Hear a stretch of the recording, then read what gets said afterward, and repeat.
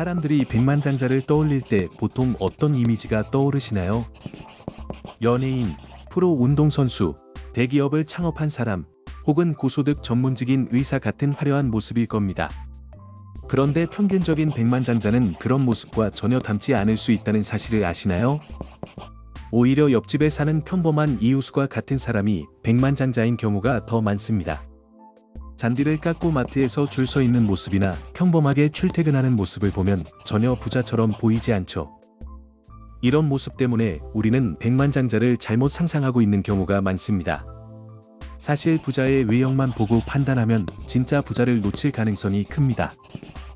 이들이 받는 급여는 평균적이고 집도 과하지 않으며 비싼 외제차를 타고 다니지도 않습니다. 겉으로 보면 그저 평범한 직장인이나 자영업자처럼 보이기 일쑤입니다. 그런데 그들의 순자산은 약 13억 원 정도, 즉 100만 달러에 해당하는 규모인 경우가 많습니다. 그렇다면 겉모습은 비슷한데 왜 그들과 우리가 다른 걸까요? 중요한 건 생활 방식과 돈을 대하는 태도입니다. 이들이 공통적으로 가진 습관 덕분에 투자 포트폴리오를 키우고 돈 걱정 없이 편안한 생활을 영위할 수 있는 것입니다. 이번 영상에서는 옆집 백만장자들이 실제로 어떤 습관을 가지고 있는지 하나씩 살펴보겠습니다. 특히 첫 번째와 두 번째 비밀은 많은 분들이 놀랄 만한 내용이니 집중해서 들어주세요. 안녕하세요. 머니 스케치입니다. 저는 여러분의 재무와 투자 이해를 돕기 위해 이 채널을 운영하고 있고요. 앞으로 재정 상태를 개선하고 싶으시다면 채널 구독과 좋아요 버튼 눌러주시고 영상이 도움이 되셨다면 알림도 켜두시면 좋겠습니다. 자, 본격적으로 시작해 보겠습니다. 첫 번째로 많은 백만장자들이 공통적으로 하는 행동은 투자를 단순하게 한다는 점입니다. 가난한 사람들은 투자가 복잡해야 한다고 생각하는 경향이 있지만 그런 생각은 시작 자체를 막아버립니다. 대부분의 성공한 사람들은 역사적으로 꾸준히 성장해온 검증된 방법을 사용합니다. 예를 들어 저비용 인덱스 펀드나 코스피 200 지수를 추종하는 FTF와 같은 상품을 주기적으로 분할 매수하는 방식입니다. 폭발적인 단기 수익을 노리며 대박주를 찾거나 다음 비트코인을 좇는 대신 시간을 믿고 꾸준히 투자합니다. 그렇다고 해서 이들이 자기가 무엇을 사는지 모른 채 무작정 넣어두는 것은 아닙니다. 진짜 백만장자들은 자신이 이해하지 못하는 자산에는 투자하지 않습니다. 투자 대상을 소수로 단순화하면 그만큼 공부도 쉽고 위험 관리도 수월해집니다. 물론 일부는 유망해 보이는 개별주나 비트코인 같은 신기술 자산의 소액을 배분할 수도 있지만 그것은 포트폴리오 전체에서 아주 작은 부분으로 한정하고 감내할 수 있는 손실 범위로 투자합니다. 이런 원칙 덕분에 큰 손실을 피하면서도 성장을 추구할 수 있습니다. 또 하나 중요한 자산군은 부동산입니다. 지난 200년 동안 부동산은 많은 백만장자들이 부를 축적하고 지킨 주요 수단이었습니다. 우리 주변의 많은 부유층도 상업용 건물이나 주택 임대, 전세 보증금 등을 통해 안정적인 현금 흐름과 자산 가치를 유지해왔습니다. 그리고 여기서 또 한 가지, 백만장자들은 고정관념에 갇히지 않는 사고를 합니다. 즉 돈을 벌 수 있는 방법을 찾는 데 있어 상자 밖에서 생각하는 것을 두려워하지 않습니다. 이들은 늘 더 벌 수 있는 방법을 모색합니다. 동시에 번 돈을 지키는 방법도 항상 고민하죠. 많은 사람들이 월급을 벌면 그냥 지출해버리는 반면 백만장자들은 추가 수입원을 만들거나 지출을 줄이는 구조를 설계합니다. 투자 기회나 사업 아이디어가 보이면 바로 실행할 준비가 되어 있고 부동산 기회가 생기면 눈에 띄게 행동합니다. 평범한 사고방식을 가진 사람이라면 그런 기회를 아예 떠올리지도 못할 가능성이 큽니다. 지출에 관해서도 마찬가지입니다. 부자들은 물건을 살 때 단순히 살 수 있다는 이유로 비싼 가격을 지불하지 않습니다. 항상 가성비를 따져보고 가장 합리적인 선택을 합니다. 그리고 7번째 비밀은 자기 자신에게 투자한다는 점입니다. 금융자산에 투자하는 것도 중요하지만 백만장자들은 자기 개발에도 많은 시간을 투자합니다. 자기계발서 한 권 읽는 것부터 전문성 향상을 위한 교육까지 다양한 방식으로 자신을 발전시키죠. 한 조사에 따르면 부를 이룬 사람들은 주당 약 5시간 반 정도를 독서에 주당 약 6시간을 운동에 할애한다고 합니다. 이는 평균보다 2배 이상 긴 자기관리 시간이라고 알려져 있습니다. 또한 토머스 콜리의 저서에서는 백만장자들이 선호하는 책의 유형으로 전기, 자기계발서, 역사서를 꼽는 경향이 있다고 분석했습니다. 이처럼 자기 투자에 시간을 쓰는 습관은 단기간의 결과보다 장기적인 역량 향상으로 이어집니다. 반대로 가난한 사고방식을 가진 사람들은 여가 시간을 TV 시청이나 단순한 소비에 허비하는 경우가 많습니다. 여섯 번째 비밀은 의외로 많은 백만장자들이 가난한 환경에서 자란 경우가 많다는 점입니다. 흔히들 부잣집에서 태어나 사립학교를 다니고 부유한 유년기를 보냈을 거라 생각하지만 실제로는 그렇지 않은 경우가 더 많습니다. 부유했던 가정 출신이 아닌 사람들이 스스로 돈에 대한 태도를 바꾸며 성공한 사례가 많습니다. 램지 슬러신의 조사에 따르면 10중 8명의 백만장자가 중간소득 이하 가정에서 자랐다고 합니다. 성장 과정에서 돈에 관한 긍정적인 교육을 받지 못하고 과소비나 빚 같은 부정적 습관에 노출된 경우가 적지 않습니다. 이런 습관은 높은 스트레스와 인간관계의 악화, 그리고 전반적인 삶의 질 하락으로 이어질 수 있습니다. 다행히도 이런 패턴을 인식하면 충분히 바꿀 수 있습니다.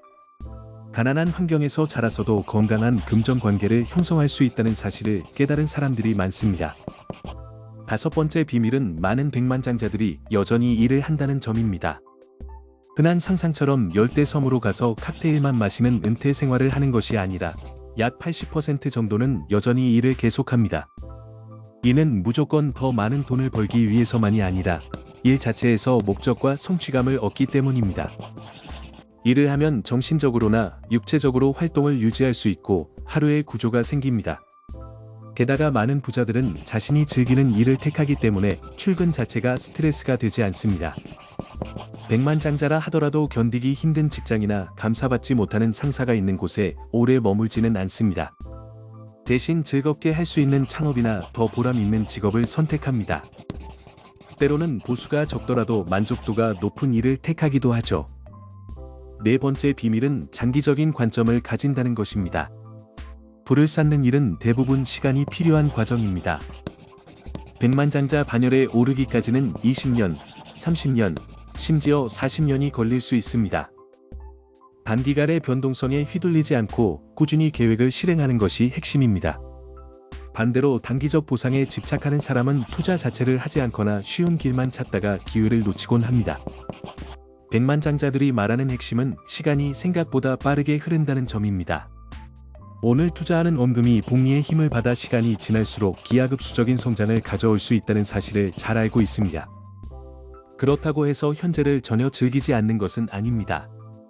미래를 위한 저축과 현재를 즐기는 균형을 잘 맞추는 것이 이들의 특징입니다. 이 균형 감각이 평생 부를 유지하게 하는 중요한 요소입니다. 세 번째 비밀은 일시적인 큰 돈을 현명하게 다룬다는 점입니다. 가난한 사고방식의 사람은 상속이나 당첨금, 큰 승진 보너스가 생기면 그 다음날 새 차를 끌고 다니는 상상을 하기 쉽습니다. 당장 며칠 동안은 기분이 좋겠지만 그 흥분이 사라지고 나면 원래 상태로 돌아오기 쉽습니다. 심하면 몇 년간 할부금에 시달릴 수도 있죠. 이렇게 한 번에 소비해버리는 패턴은 자산을 지키지 못하게 합니다. 반대로 부를 관리하는 사람들은 추가 자금을 받았을 때 앞으로의 몇 년을 내다보고 계획적으로 분배합니다. 겉으로는 아무 변화도 보이지 않을 수 있습니다. 차를 바꾸거나 집을 바로 업그레이드하기보다는 빚을 갚거나 장기 투자에 넣는 식으로 자금을 배치합니다. 이런 선택은 일시적 만족보다 평생에 걸친 영향을 우선시하는 태도에서 나옵니다. 결국 이런 작은 결정들이 누적되어 큰 차이를 만듭니다. 두 번째 비밀은 자신의 분수에 맞게 생활한다는 것입니다. 진짜 부자는 재정적으로 무리하지 않습니다. 언뜻 보면 화려하게 보이는 사람들도 실제로는 수입 대비 아주 작은 비율만 소비합니다.